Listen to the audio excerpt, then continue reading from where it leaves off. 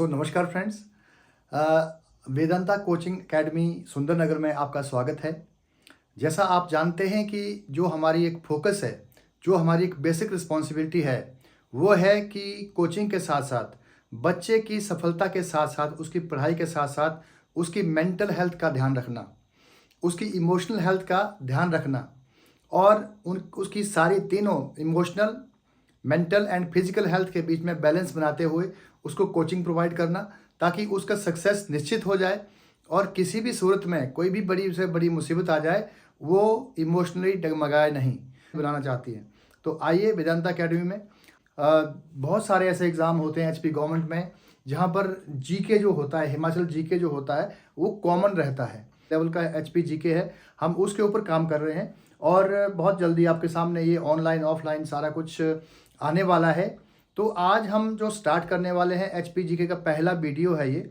इसमें हम हिस्ट्री के ऊपर फोकस करेंगे, जो हिमाचल प्रदेश की हिस्ट्री है उसकी बात करेंगे और उसको लेकर के फिर हम आगे बढ़ेंगे। लगातार हमारी सीरीज़ की ऑफ वीडियोस आती रहेंगी और आप तक पहुंचती रहेंगी। आप लगातार तैयारी कीजिए।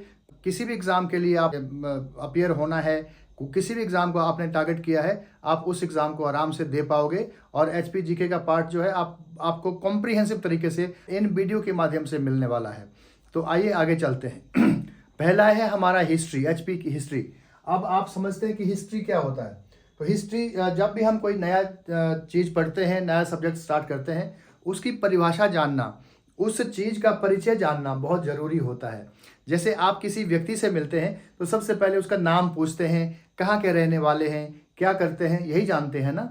तो अगर आप व्यक्ति से यही जानते हैं तो सब्जेक्ट के बारे में जो चैप्टर है उसको जानना भी वैसे ही ज़रूरी होता है जितना किसी व्यक्ति के बारे में जानना ज़रूरी होता है।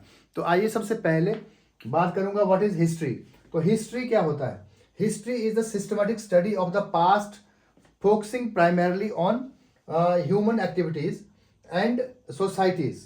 अब क्या होता है, हिस्ट्री जो होते हैं पास्ट इवेंट्स, जो पहले घटनाएं घट चुकी हैं उसको सिस्टमेटिक तरीके से स्टडी करने को कहते हैं, उसका अध्ययन करने को कहते हैं। और मेनली ये कहाँ फोकस करता है? ह्यूमन एक्टिविटीज़ के ऊपर, ह्यूमन सोसाइटीज़ के ऊपर, कि ह्यूमन कैसे इवॉल्व हुआ है, सोसाइटीज़ कैसे इवॉल्व हुई हैं और स्टेट कैसे इवॉल्व हुआ है, अलग अलग घटनाएं क्या घटी हैं, उनको क्रमबद्ध तरीके से हम जब स्टडी करते हैं, अध्ययन करते हैं, तो उसे हिस्ट्री कहते हैं।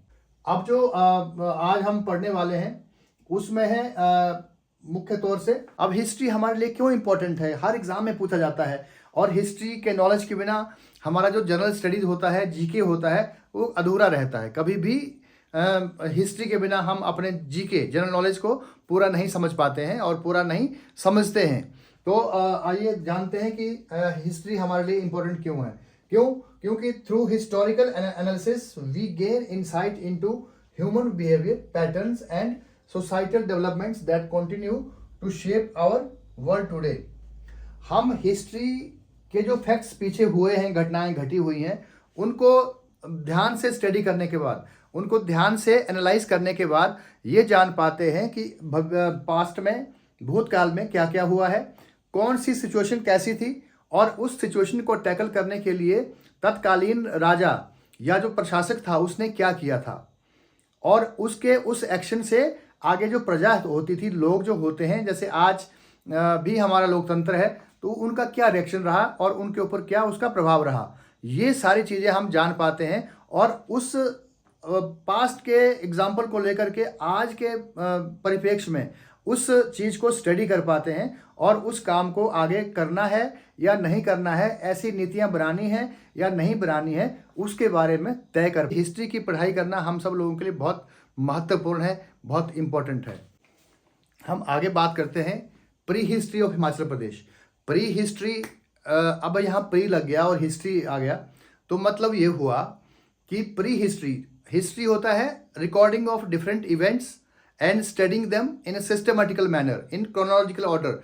बट यहाँ पर प्री लग गया, मतलब हिस्ट्री का मतलब ये हुआ कि इवेंट्स को रिकॉर्ड करना डॉक्यूमेंट्स के आधार पर और जो हैपनिंग हुई होती है उसके आधार पर। तो जब प्री मीन्स जब हिस्ट्री नहीं थी, जब ऐसा कोई लिखने का और रिकॉर्ड करने का सिस्टम नहीं इजाद हुआ था, उससे पहले के टाइम को हम प्री हिस्ट्री कहते हैं। तो इस प्री हिस्ट्री को जानने के लिए हमारे पास अलग अलग सोर्सेज होते हैं, उसके द्वारा हम स्टडी करते हैं कि किस प्रकार का सिस्टम रहा होगा, किस प्रकार की गवर्नमेंट रही होगी और मानव का जो मुख्य पेशा क्या करता होगा, और सारी बातें इस प्री हिस्ट्री में हम कुछ डॉक्यूमेंट्स के आधार पर, कुछ ऐसी घटनाओं के आधार पर, कुछ ऐसी खोजों के आधार पर तय करते हैं। Archaeological sources and second is literary sources. तो आर्कोलॉजिकल सोर्सेज में की बात करें तो बंगाना जो हमारा ऊना डिस्ट्रिक्ट में पड़ता है, Bangana valley, this is one of the most significant prehistoric site in Himachal Pradesh. ये जो साइट है बंगाना वाली, इसमें इससे हमें ये मालूम होता है कि यहाँ पर कुछ ऐसी घटनाएं घटी हैं, इसकी यहाँ खुदाई हुई है और बहुत सारी ऐसी चीज़ें पाई गई जिसके आधार पर हम ये डिड्यूस कर सकते हैं, हम ये जान सकते हैं कि यहाँ पर क्या हुआ होगा। ऐसे ही यहाँ पर क्या मिला है, tools of lower palaeolithic period such as hand axes, scrapers and flakes shows evidence of early stone age hunter and gatherers. मतलब ये हुआ कि बंगाना वैली में जो ऊना डिस्ट्रिक्ट में पड़ता है, वहां पर अर्ली स्टोन एज के दौरान जो हंटर्स और गैदरर्स होते थे वो यहाँ भी एग्जिस्ट करते थे। इसीलिए यहाँ पर ये चीज़ें पाई गई। ये चीज़ें जो मिली हैं ये इसका सबूत है कि यहाँ पर हंटर गैदरर्स रहा करते थे। तो समझ लीजिए कि हिमाचल भी पार्ट है उस प्री हिस्टोरिकल पीरियड का। हम इसको उससे कनेक्ट कर रहे हैं इस स्टडी के माध्यम से। प्लेयर कांगड़ा डिस्ट्रिक्ट में पड़ता है, ये एक वहाँ का एक एरिया है। वहाँ क्या मिला था, stone tools and microliths found. Stone tools and microlith तो बहुत छोटे औजार होते हैं, बहुत छोटे, मतलब एडवांस्ड। पहले तो उन लोगों ने पत्थरों के ऐसे औजार बनाए थे, वो इतने अच्छे रिफाइन नहीं थे, वो इतने अच्छे नुकीले और इम्प्रूव नहीं थे। लेकिन जब थोड़ा सा टाइम और बीता तो हंटर गैदरर्स ने अब हंटिंग करने के लिए कुछ ऐसे औजारों को ईजाद किया जो बहुत इम्प्रूव्ड थे, अच्छी क्वालिटी के थे और उससे हंटिंग करना बहुत आसान था। बहुत तीखे होते थे, बहुत पैने और बहुत अच्छे तरीके से हैंडल करने लायक वो होते थे। उसको stone tools and microlith found indicates Mesolithic habitation. अब मेसोलिथिक हैबिटेशन यहाँ पर रही होगी। अगर ये माइक्रोलिथ्स पाए गए तो मेसोलिथिक हैबिटेशन यहाँ रहने का ये एक इशारा है। The region around Beas river seems to have supported human life early in earlier times. मतलब ब्यास रिवर के आसपास जो ये चीज़ें मिली इस एरिया में, उससे ये पता चलता है कि यहाँ पर ह्यूमन लाइफ रही होगी, उस टाइम की ह्यूमन लाइफ रही होगी। तो इस सारा जो डिटेल हम ले रहे हैं ये आर्कियोलॉजिकल सर्वे ऑफ इंडिया के वेबसाइट से लिया हुआ है। उसके बाद हम चलते हैं सुजानपुर टीरा। ये थर्ड हमारी साइट है जो हमीरपुर डिस्ट्रिक्ट में पड़ती है। फाइंडिंग्स ऑफ माइक्रोलिथिक टूल्स, यहाँ पर भी माइक्रोलिथिक टूल्स मिले हैं जो इस तरह के टूल्स होते हैं, ये वाले बहुत ही नुकीले और हैंडल करने योग्य।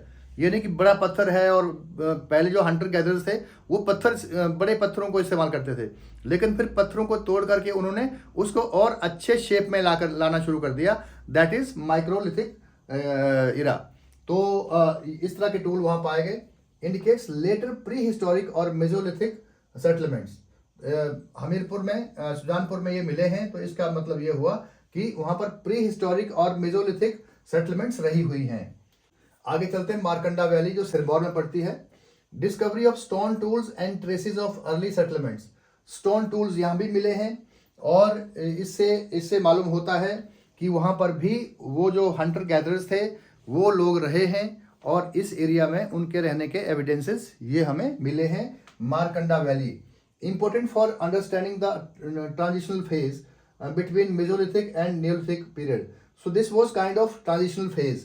ये पता चलता है कि वो पहले वाले लोग अब चेंज हो गए थे और वो जो उनके औजार थे शिकार करने के वो इम्प्रूव हो रहे थे। तो वो यहाँ मारकंडा में जो जिला सिरमौर में पड़ता है वहाँ भी पाए गए हैं। मारकंडा एक रिवर है वहाँ पर।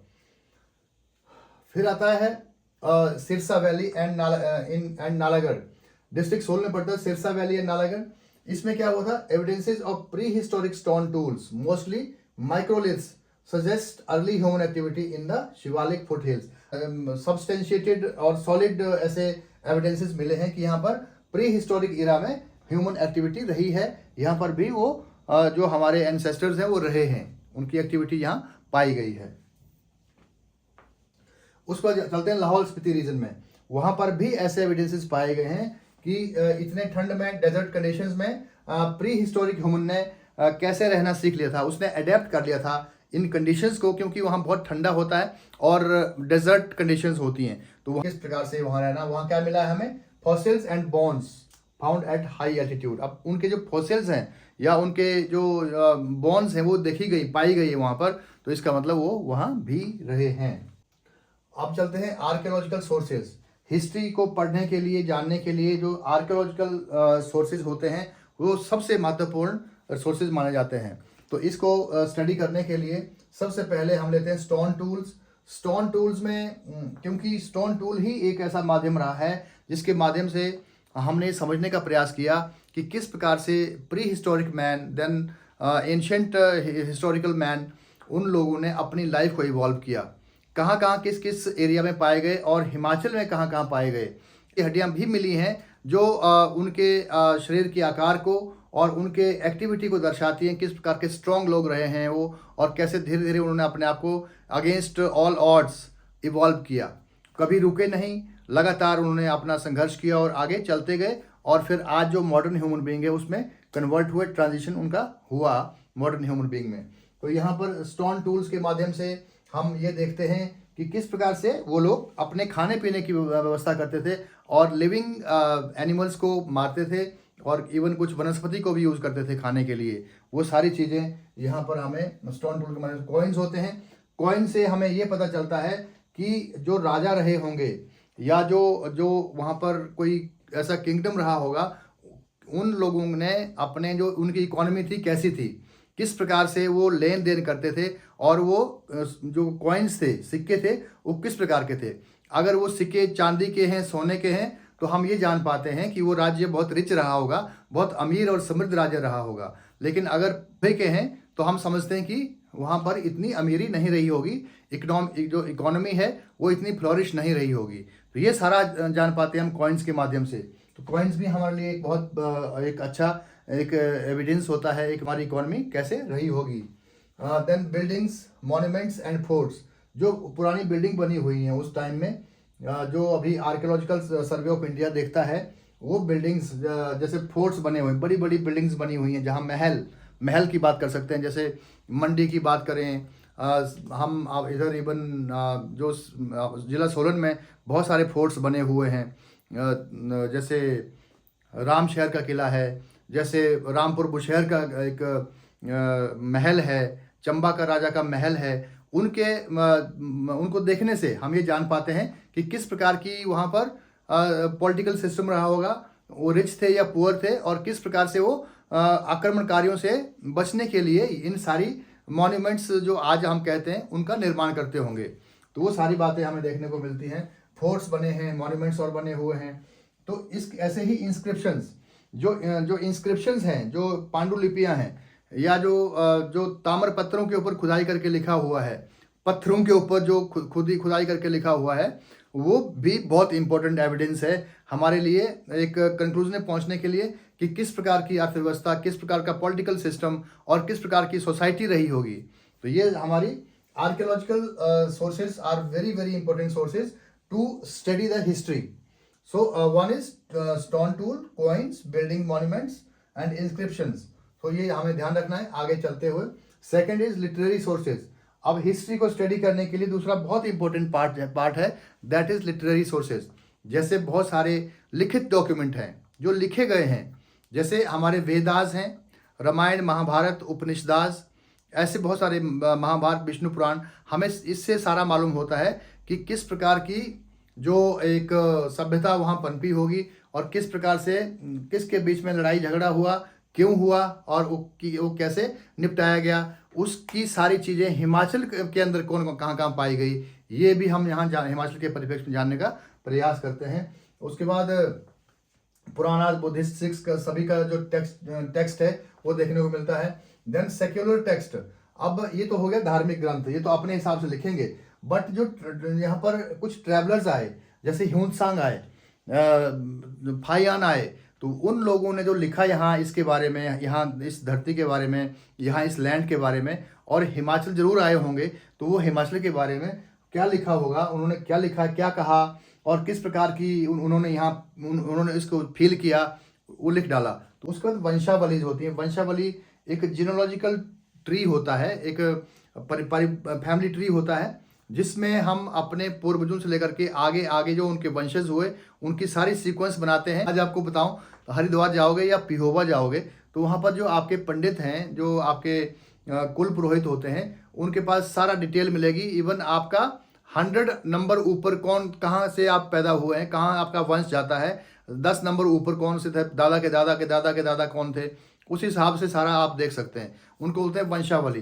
तो वंशावली जो राज पुरोहित या कुल गुरु बनाया करते थे, बहुत लंबी लंबी एक हिस्ट्री होती है और वो पूरे वंश के बारे में आपको दर्शाती है कि कौन कौन लोग यहाँ रहे हुए हैं। तो this also one of the important this document. Important archaeological sites कहाँ कहाँ रही हिमाचल प्रदेश में, वो मैं आपको बता देता हूँ। गुलेर, सबसे पहले गुलेर आता है। गुलेर कहाँ है? कांगड़ा में। मसरूर भी वहीं कांगड़ा में पड़ता है, गुलेर के पास ही। ज्वालामुखी में भी बहुत सारी ऐसे सबूत मिले हैं, ऐसे इंस्क्रिप्शंस मिली हैं और ये बताते हैं कि वहाँ पर किस प्रकार की व्यवस्था रही होगी। देहरा, देहरा अगेन कांगड़ा, धलियारा, नूरपुर, ये सब कांगड़ा की ऐसी साइट्स हैं जहाँ पर बहुत सारे ऐसे एविडेंसेस मिले हुए हैं कि यहाँ पर उस जमाने की प्राचीन इतिहास के टाइम में लोग रहे हैं और कोई ना कोई एक्टिविटी हुई है। उसके बाद एक डिस्ट्रिक्ट सोहन कल्चर, यहाँ कांगड़ा में सोहन कल्चर का भी बहुत एक एग्जिस्टेंस मिली है कि इस प्रकार का कल्चर भी वहाँ रहा हुआ है। निरथ, दत्तनगर, शौली एंड सराहन, ये सतलुज वैली में पड़ते हैं। निरथ, शिमला, दत्तनगर, शिमला, ये सारा एरिया जो है सतलुज वैली है, शिमला का एरिया है। यहाँ पर भी बहुत सारे ऐसे खुदाई करते करते एविडेंसेस मिले हैं जिससे मालूम होता है कि यहाँ एंशिएंट टाइम में कोई एक्टिविटी रही है। उसके बाद निरमंड, आउटर सिराज, ये कुल्लू डिस्ट्रिक्ट में पड़ता है, निरमंड और आउटर सिराज। उसके बाद कमरू, सुंगरा, कोठी एंड चितकुल, ये भी किन्नौर डिस्ट्रिक्ट में है। उसके बाद Shivalik fossils park, Suketi fossil park Sirmaur, एक सुकेती रिवर है वहाँ पर। जब आप नाहन से पौंटा की तरफ जाते हो या देहरादून वाले रोड पे जाते हो तो नीचे जब एकदम नाहन से नीचे उतर जाओगे तो एक नदी है, उसके पास ही एक सुकेती फॉसिल पार्क के नाम से गवर्नमेंट ने एक पार्क इस्टेब्लिश किया है, जहाँ पुराने इवन प्री हिस्टोरिक टाइम से ऐसे जानवरों के, ऐसे पशु पक्षियों के ऐसे फॉसिल रखे गए हैं, जिससे मालूम होता है कि किस प्रकार की जो लाइफ एग्जिस्ट करती होगी किसी टाइम में। तो फॉसिल पार्क जरूर जाइए, वहाँ जाकर के आपको मालूम होगा कि किस प्रकार से हमारा जो स्टेट है, जो हिमाचल प्रदेश है, वो इस तरह की एक्टिविटी में रिच रहा है और वो भी हमारे इतना बड़ा पार्क भी हमारे वहाँ हिमाचल में ही इस्टेब्लिश हुआ है। तो ये बात देखने की है। तब इसमें कमियां क्या होती हैं आर्कियोलॉजिकल सोर्सेज में? ये बहुत ज़्यादा डिपेंडेबल नहीं होते, neither very eloquent nor adequate, sufficient नहीं होते हैं। जो खुदाई करके जो हम ये आर्कियोलॉजिकल सोर्सेज को निकालते हैं, उसको स्टडी करते हैं, तो हम कहीं ना कहीं मतलब कहीं ना कहीं मोटा मोटा आइडिया लगा रहे होते हैं, करेक्ट। तो इसमें ये शॉर्टकमिंग रहती है, कमी रहती है कि हम एकदम निष्कर्ष पे नहीं पहुंच सकते इनके आधार पर। कई बार वो चीज़ें पढ़ी नहीं जाती हैं। बहुत सारी ऐसी इंस्क्रिप्शंस अभी भी ऐसी पेंडिंग है जो पढ़ी नहीं जा सकी हैं। Then absence of sense of reliability, you can't just rely upon these things 100%. So there is lack of sense of reliability. Adequate effort to excavate is missing. हमारे सरकार के लोग एकदम, अगेन मैं वही बोलता हूँ कि सरकार में जब लोग आ जाते हैं, नौकरी मिल जाती है, जॉब मिल जाती है, तो वो ज़्यादा प्रयास नहीं करते हैं। बस वही कि जो कागजों में चला हुआ है वही एक्सकेवेशन स्टार्ट तो की जाती है, बट उसको एक लॉजिकल एंड तक नहीं ले जाते हैं, कमी रह जाती है, पूरे फोकस से हम काम नहीं करते हैं, इसलिए यहाँ पर भी ऐसा हुआ है।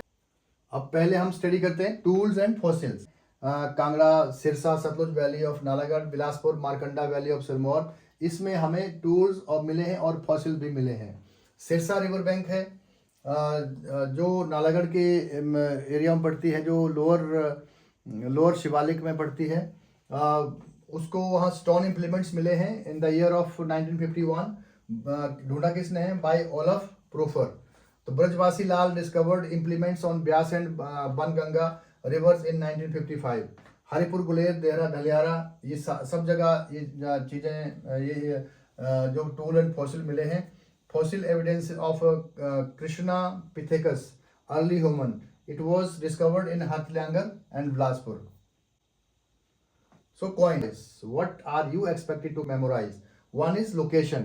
ये जो coins होते हैं कहाँ मिले हैं, आपको लोकेशन पता होनी चाहिए, पहली बात। दूसरी बात कि नंबर, हाउ मनी कॉइन्स, क्योंकि जो अगर हम प्रीवियस क्वेश्चन पेपर देखें तो उसमें ये सारी चीज़ें लिखी गई हैं कि कितने मिले, चंबा में सरोल में कितने मिले, लचोड़ी में कितने मिले, लाहौल स्पीति में कितने मिले थे, शिमला में सरहान में कितने मिले थे, हाटकोटी में कितने मिले थे, वो सारी चीज़ें कई बार नंबर पूछ लेते हैं और ये क्वेश्चन स्टेटमेंट के रूप में आते हैं। मटीरियल क्या यूज़ किया था, है ना, लैंग्वेज क्या उसमें लिखी गई है, हु इशूड, रूलर कौन था उस टाइम राजा जिसने वो इशू किया था। So it tells about the political, economic and societal setup of that time. तो इसलिए this is very important. Then early coins क्या क्या थे, पंच मार्क्ड कॉइन होते थे, देन इंडो ग्रीक कॉइन होते थे, और मौर्य टाइम के कॉइन थे, गुप्ता काल के थे, सल्तनत, मुगल और लोकल रूलर्स के भी अपने अपने कॉइन होते थे।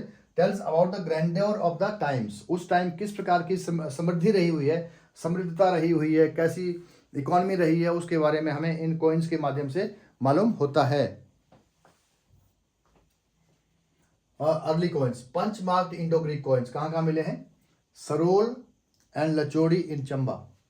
तो चंबा के दो स्थानों का आपने नाम याद रखना है, one is Sarol, just near by 12-13 kilometre Chamba headquarter से, और जो लचोड़ी है, जब आप सुंडला से चमेरा बांध की तरफ जा रहे होंगे तो बीच में लचोड़ी आता है, तो वहाँ पर भी खुदाई हुई और ये कॉइन्स पाए गए।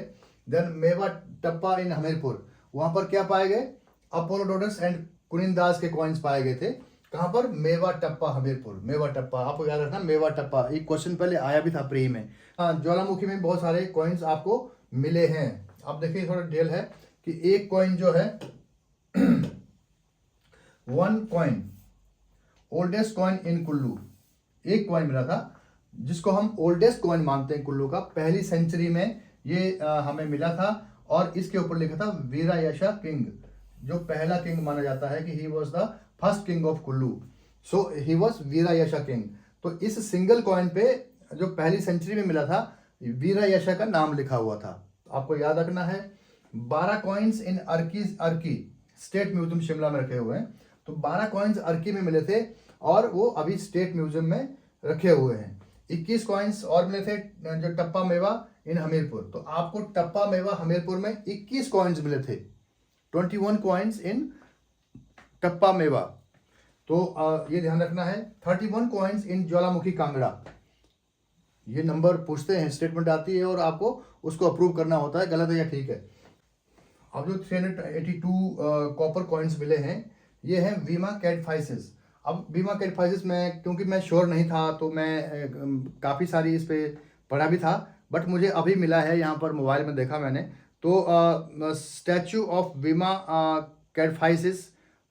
कैडफाइसिस was a Kushan emperor from approximately 113 to 127 CE। तो आप समझ सकते हैं कि वो ग्रीक कॉइन्स भी हमारे यहाँ मिले हैं। 382 कॉपर कॉइन थे ये। देन 40 कॉइन्स कालका कसौली रोड पे, जब ये खुदाई हुई, रोड लगा बनने इसका, नेशनल हाईवे, तो कनिष्का कॉइन मिले वहाँ पर। 40 coins, those were Kanishka coin and found on कालका कसौली रोड, ठीक है, ये याद रखना है। 2 coins were found at Khaniyara, again Vima Kadphises, one of the Kanishka, one Vasudeva. तो ये दो कॉइन मिले हैं खनियारा में, और किसके हैं, वीमा कैडफाइसिस के, one of the Kanishka and one Vasudeva. तो अब तो एक एक्टिविटी दर्शाता है कि हिमाचल प्रदेश जो है ऐसे प्राचीन जो डेवलपमेंट हुई है उसे अछूता नहीं रहा है। Now comes inscriptions. इंस्क्रिप्शंस होती हैं पत्थर के ऊपर जो खुदाई की जाती है, लिखा जाता है कुछ ना कुछ, मैसेज रखा जाता है, और ऐसे ही ताम्र पत्थर हो गए या कोई और धातु मेटल के ऊपर लिखना, that is called inscriptions, which is kept as a message for the upcoming generations, for future generations, कि यहाँ पर ऐसा हुआ था, क्योंकि उस टाइम और तो कुछ होता नहीं था, और रिकॉर्ड पेपर तो था नहीं, कोई पेन था नहीं कि लिखना है, पेपर पे पेन से लिख दिया, ऐसा कुछ भी नहीं था, इसलिए उस टाइम ऐसी इंस्क्रिप्शन लिखी जाती थी। तो इंस्क्रिप्शन में क्या है, earliest inscription found in Pathiyar and Khaniyara of Kangra. Khaniyara आप जानते होंगे, धर्मशाला के पास में खनियारा है जहाँ पर स्लेट की खान कभी हुआ करती थी, इसलिए इसको खनियारा कहते हैं। वहाँ स्लेट की खान थी, पत्थरों के जो स्लेट होते हैं ना उसकी खान है, अब भी है, पर पहले बहुत ज़्यादा एक्सट्रैक्शन होती थी, अब थोड़ा सा कंट्रोल्ड वे में उसकी माइनिंग हो रही है, इसलिए इट इज़ कॉल्ड खनियारा। पठियार भी वहीं कांगड़ा में पड़ता है। तो यहाँ पर जो है अर्लीस्ट इंस्क्रिप्शंस पाई गई हैं, अर्लीस्ट इंस्क्रिप्शंस पाई गई हैं, अर्लीस्ट, ये देखिए अर्लीस्ट इंस्क्रिप्शंस कहाँ, पठियार एंड खनियारा। तो ये आपने ध्यान रखना है। Written in Brahmi and Kharoshthi. अब ये पूछा जाता है कि जो इंस्क्रिप्शंस पठियार और खनियारे में पाई गई हैं वो किस लिपि में लिखी गई हैं, तो आपको ध्यान रखना है ब्राह्मी एंड खरोष्टी में लिखी गई हैं, dating back to Maurya era. अब एक बार फिर, जो खनियारा और पठियार जो कांगड़ा में पड़ता है, वहाँ पर जो इंस्क्रिप्शन ओल्डेस्ट हैं वो पाई गई हैं, किस इरा से संबंधित हैं, तो वो है मौर्यकालीन, मौर्य इरा से संबंधित हैं, और वो लिखी गई हैं ब्राह्मी एंड खरोष्टी में। और सोपुर में क्या हुआ, सोपुर जगह है, वहाँ पर एक ऐसी 2-3 पहाड़ियों के बीच में एक केव है हाटकोटी के पास, वहाँ पर भी इंस्क्रिप्शन मिली हुई हैं, शिमला डिस्ट्रिक्ट में है ये, वहाँ पर इंस्क्रिप्शंस वहाँ भी लिखी गई हुई मिली हुई हैं। अब Salanu near Mangalore in district Mandi called Salri rock inscriptions written in Brahmi. अब आप ये देखना कि सलानू में जो इंस्क्रिप्शंस पाई गई हैं, मंडी जिला में आता है, वो किस स्क्रिप्ट में लिखी गई हैं, तो दैट इज इन ब्राह्मी में लिखी गई हैं। तो ये आपको ध्यान रखना है, मंडी में जो इंस्क्रिप्शंस मिली हैं वो ब्राह्मी लिपि में लिखी गई हैं। उसके बाद निर्मंड कॉपर प्लेट, ये बहुत फेमस है, ये भी एग्जाम में आ चुका है। जो निर्मंड कॉपर प्लेट है वो किसने इशू की थी, कब की, और कौन सी स्क्रिप्ट में लिखी गई थी, तो इशूड बाय महासमांता महाराज समुद्र सेन। किसने इशू की है, महासमांता महाराज समुद्र सेन। कब, 7th सेंचुरी में, 7th सेंचुरी में। कब, 7th सेंचुरी एडी। और ब्राह्मी स्क्रिप्ट मतलब ये हुआ कि Nirmand copper plate, Nirmand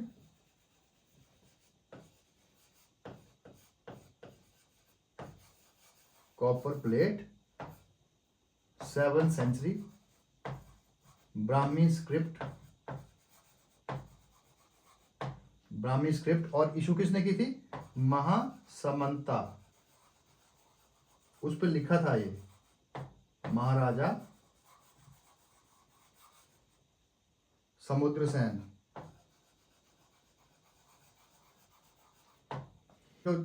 still there are 23 symbols which could not be deciphered till date। अभी नहीं पढ़ा जा सका उसको, तो ये मतलब शॉर्ट नहीं होता है। सोपुर में जो केव्स हैं, यहाँ पर जो हाटकोटी के पास है, यहाँ पर भी इंस्क्रिप्शंस मिली हैं। सलानू नियर मैंगलोर इन डिस्ट्रिक्ट मंडी, उसमें वो रॉक इंस्क्रिप्शंस हैं जो ब्राह्मी में लिखी गई हैं। निर्मंड कॉपर प्लेट जो है महासामंता महाराज समुद्र सेन ने इशू की थी, और 7th सेंचुरी BC में, जो कि ब्राह्मी में लिखी गई है। तो ये सारी चीज आपको याद रखनी पड़ेगी।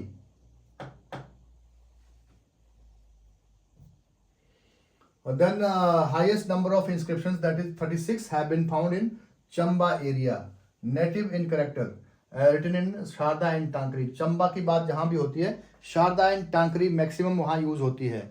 चंबा में जो भी इंस्क्रिप्शंस आती हैं वहाँ शारदा और टांकरी यूज की जाती है। अब 36 जो है वहाँ मिली हुई चंबा में कितनी मिली, 36 इंस्क्रिप्शंस हैं, जो कि शारदा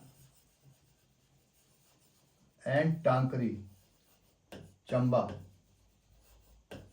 36 इंस्क्रिप्शंस। अब किसकी हैं ये, नेटिव है, वहाँ के लोकल राजाओं की हैं ये।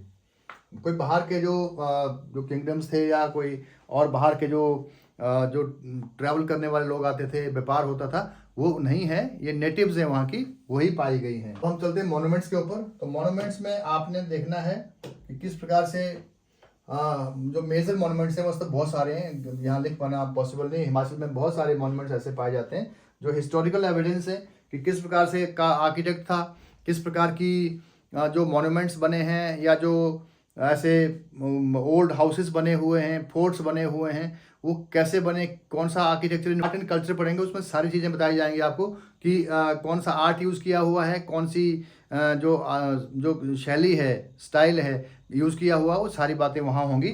अभी सबसे पहले Kangra fort, one of the largest and oldest forts in India, oldest forts in India, ये built around the 4th century, चौथी सेंचुरी बीसी में बना है, चौथी century BC, oldest fort and considered to be the oldest fort in India, built by Katoch dynasty. ठीक है ना, largest oldest 4th century BC, Katoch dynasty.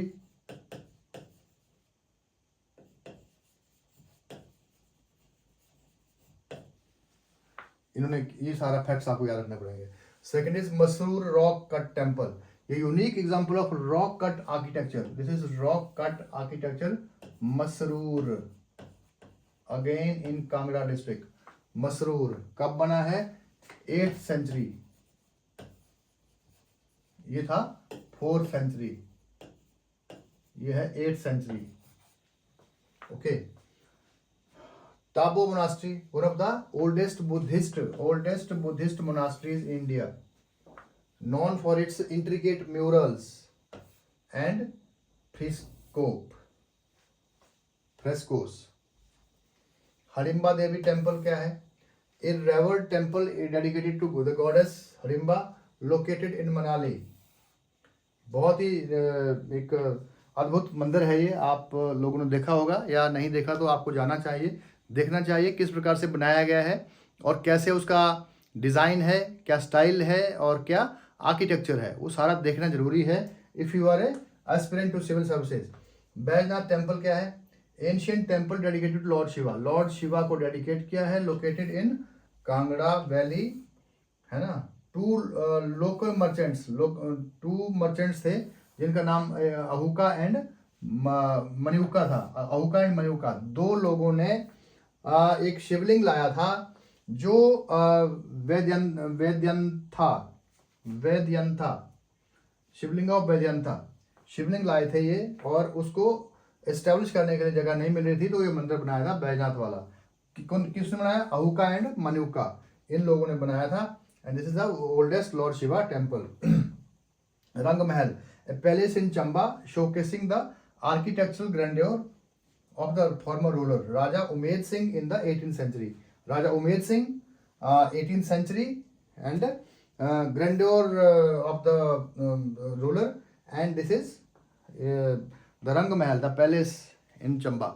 तो ये आपको ये भी ध्यान रखना पड़ेगा।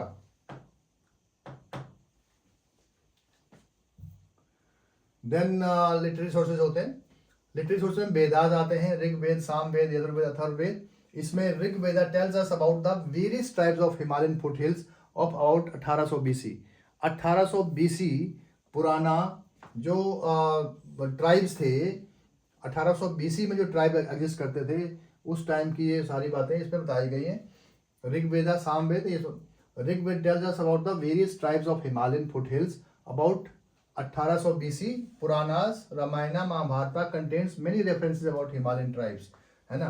तो ये आपको देखना है।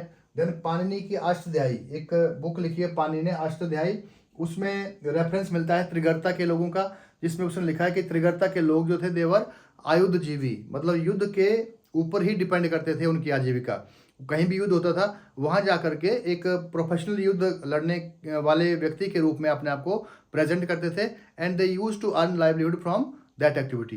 जैसा का रघुवंशम, इसमें बहुत सारे रेफरेंसेस मिले हैं उस टाइम के ह्यूमन बीइंग के। कलहन की राज तरंगिनी में जो राजा थे उनका, तरंगिनी मीन्स नदी, तो राजाओं की तरंगिनी मीन्स राजाओं की एक प्रवाह, मतलब लगातार एक अगेन वही वंशावली टाइप है कि कौन कौन राजा कहाँ रहा, उसका आगे डिसेंडेंट कौन रहा और किस प्रकार से वो आगे उनका फ्लो चलता गया। राज तरंगिनी का में ये सारा ब्यौरा दिया गया है। देन विशाखा दत्ता का मुद्रा राक्षसा एंड देवी चंद्रा गुप्तम, ये सारी चीज़ें हिमाचल प्रदेश में किस प्रकार से एक्टिविटी रही हैं उसके बारे में हमें बताती हैं। लिटरेरी सोर्सेज, पर्शियन लिटरेचर, तारीख फिरोज शाही एक बुक है जो लिखी है जियाउद्दीन बरानी ने 14th सेंचुरी में। एंड ये क्या है, about Nagarkot invasion by Muhammad bin Tughlaq. Muhammad bin Tughlaq ने नगर कोर्ट के ऊपर जो अटैक किया था उसके बारे में जियाउद्दीन बरानी ने 14वीं शताब्दी में तारीख फिरोज शाही लिखी थी। Again invasion of Kangra by Turkish forces.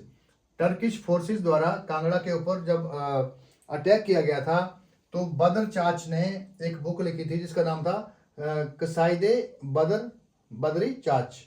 ये बुक का नाम था, बदर चाच ने लिखी थी, invasion of Kangra by Turkish forces. एक और book complete account of Islamic invasion on Indian subcontinent. जितने भी इस्लामिक इन्वेजन हुए हैं इंडियन सब कॉन्टिनेंट के ऊपर, एक बुक है जिसका नाम है तारीखी फरिश्ता और गुलशन इब्राहिम। किसने लिखी थी? फरिश्ता ने 1560-1620 के दौरान लिखी हुई है। उसके बाद एक और mention detail history of Muslim time and administrative system of Akbar rain, that is Akbarnama and आईन अकबरी। तो ये जो है डिटेल्ड राइटिंग्स हैं, टेक्स्ट हैं जो हमें बताते हैं कि किस प्रकार का सिस्टम यहाँ पर एग्जिस्ट किया है ड्यूरिंग एंशियंट हिस्ट्री या मिडिवल हिस्ट्री लिटरेचर। अब तुर्की जहांगीर ने लिखी है अपनी बायोग्राफी, लिखी है कि मैंने क्या क्या काम किया, कैसे अपनी सेल्फ के बारे में।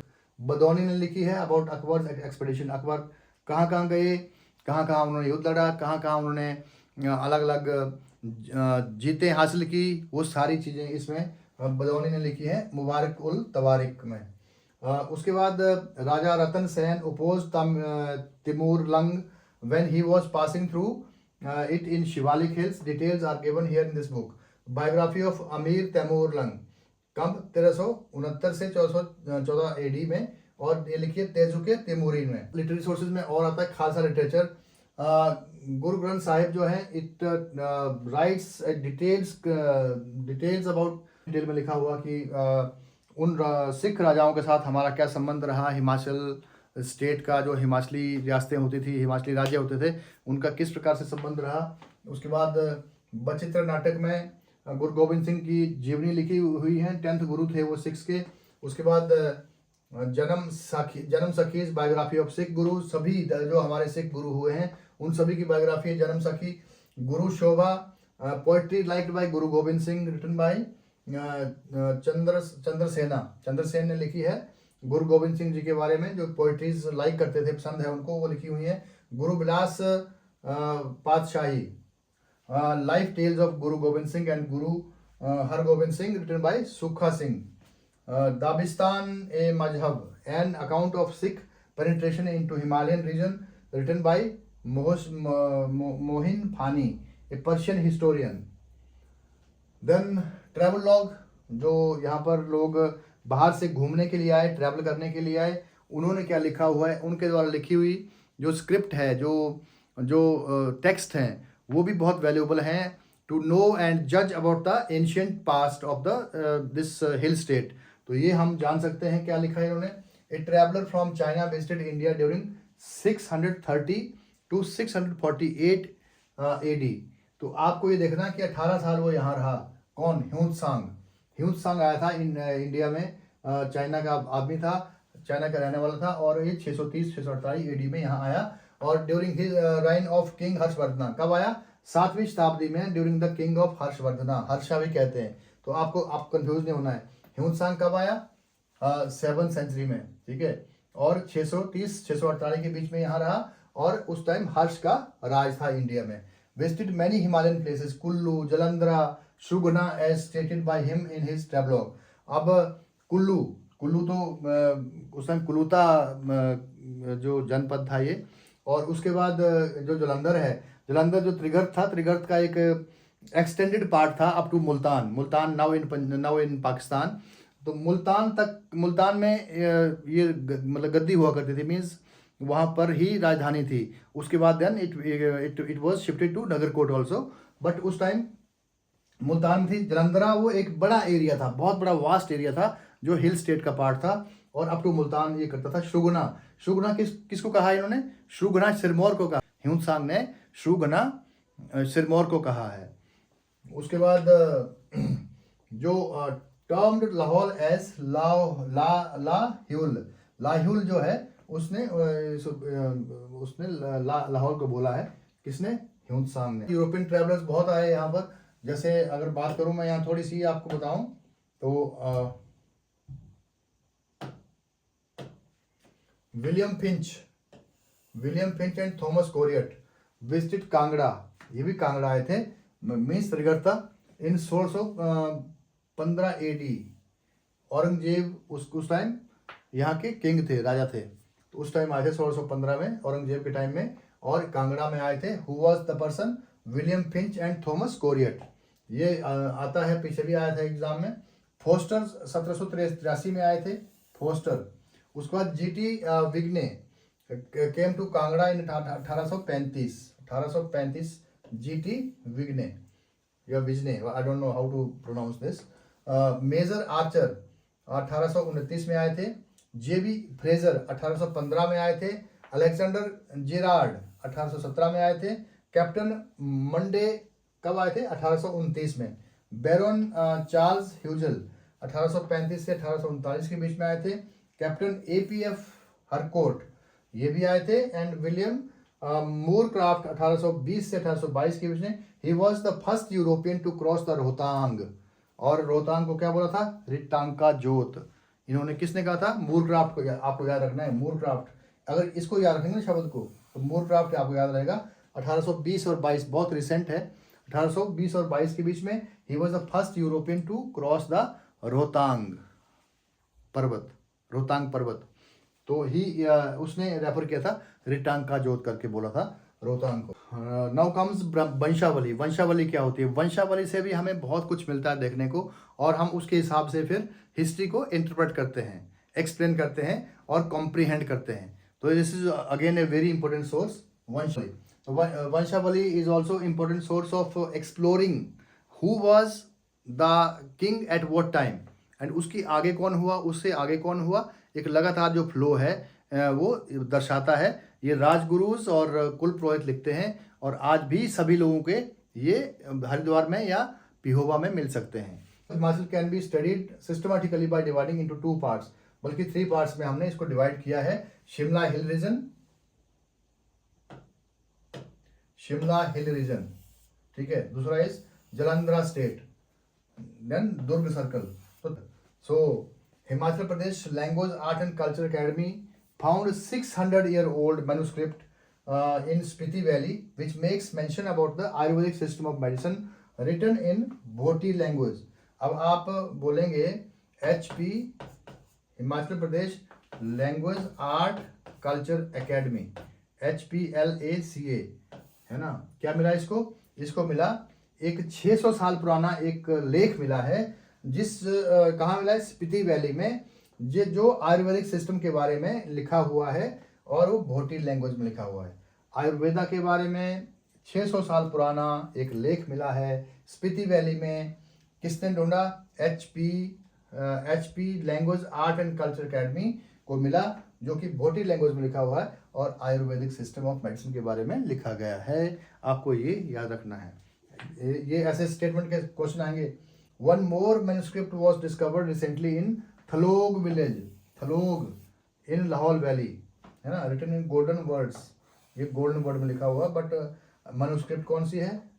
स्क्रिप्ट कौन सी है? It is not mentioned. Museums भी बहुत इंपॉर्टेंट पार्ट है, क्योंकि जितनी भी हमें चीज़ें मिलती हैं, जितने भी हमें कोई एविडेंसेस मिलते हैं, चाहे वो इंस्क्रिप्शंस हों, चाहे वो आर्कोलॉजिकल एक्सकेवेशंस के द्वारा मिले हुए टूल्स के बारे में बात हो, उन टूल्स हों, या फॉसिल्स हों, या कुछ और चीज़ें हों जो हमें कॉइन्स हों, वो सारी चीज़ें कहाँ रखी जाती हैं, उसको प्रिजर्व करने के लिए कहाँ कहाँ रखना पड़ता है, दैट इज़ कॉल्ड म्यूजियम। हमारे बहुत सारे म्यूजियम हैं अक्रॉस द कंट्री जहाँ पर ये सारी चीज़ें रखी जाती हैं। हिमाचल प्रदेश में 2 म्यूजियम हैं हमारे मुख्यतः, जहाँ पर ये हमारी पुरानी चीज़ें, जो ऐतिहासिक चीज़ें हैं, उनको संजोया हुआ है।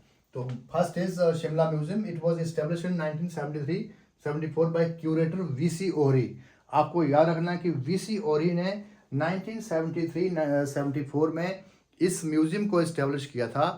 इनवराम के ऊपर, हिल के ऊपर है। आपको पता होगा शिमला में 7 हिल्स हैं, 7 हिल्स में से एक हिल इनवराम हिल है, उसके ऊपर ये सिचुएटेड है। Now it is state museum. ये कैसे बना था? It was once the official residence of Lord William Welsford, who was military secretary of William Bentinck. Lord William Bentinck, Lord William Bentinck का एक जो मिलिट्री सेक्रेटरी था, उसका मकान हुआ करता था, ऑफिशियल रेजिडेंस हुआ करता था ये एक टाइम में। उसके बाद चंबा में क्या है? चंबा में भोरी सिंह म्यूजियम है, which was set up on 14 September 1908. Okay, so it was set up during that time when Raja Bhori Singh was the king, and J.P. Vogel, who was working with the Archaeological Survey of India, traveled across Chamba. उन्होंने देखा यार चंबा में जगह जगह coins पड़े हुए हैं घरों में, किसी के पास उसकी किसी के लिए कोई वैल्यू नहीं है, कहीं कहीं इंस्क्रिप्शंस हैं। मैंने तो चंबा में ये भी देखा है कि जो हमारे पनिहार होते हैं, पनघट होते हैं, जहाँ पर पानी भरने जाते हैं हम, वहाँ पर भी पत्थरों के ऊपर बहुत कुछ लिखा होता था। अब वो सब लोगों के लिए बेकार पड़ा हुआ है, उसका कोई मोल नहीं है। हमें गांव के लोगों को क्या मालूम कि ये क्या चीज़ है? उस पर लिखा होता था, इवन मूर्तियां टाइप बनी होती थी, और वो वहाँ पर हम क्या करते थे कि उठा करके ऊपर जहाँ पर नल का जो पानी निकलता था वहाँ रखते थे और उसकी पूजा करते थे। तो ये इस तरह की व्यवस्था उन्होंने देखी कि कहाँ कहाँ पर इतनी वैल्यूबल चीज़ें पड़ी हुई हैं, which are the valuable evidences for reaching some conclusions of the historical period. तो वो सारी चीज़ें देखने के लिए यहाँ चंबा जब गया वो, और देखा कि यहाँ वहाँ पड़ा हुआ है, तो उन्होंने सारा इकट्ठा किया और उन्होंने इस म्यूजियम में रखना स्टार्ट कर दिया, which is now known as Bhori Singh Museum. So this is very important museum, and many large number of manuscripts, inscriptions, coins have been stored here.